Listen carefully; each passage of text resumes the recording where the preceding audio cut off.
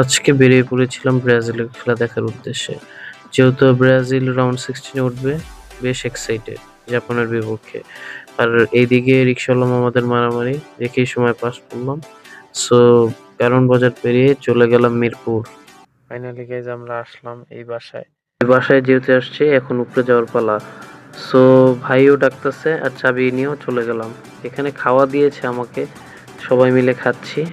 ভালোই লাগতেছে খিচুড়ি আর মুরগির মাংস। আর অবাক করা ঘটনা, এই চিপার ভিতরে নাকি খেলা দেখতে হবে।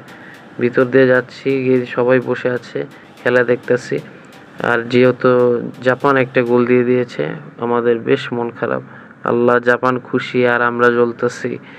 সো অ্যাড চলতেছে হাফ টাইমের মধ্যে। এই ডাই হার্ট ফ্যান যে নীল গেঞ্জি পরা এই ভাইটা, সে ডক্টর যদিও, তো তাকে নিয়ে আমরা চলে গেলাম চা খেতে।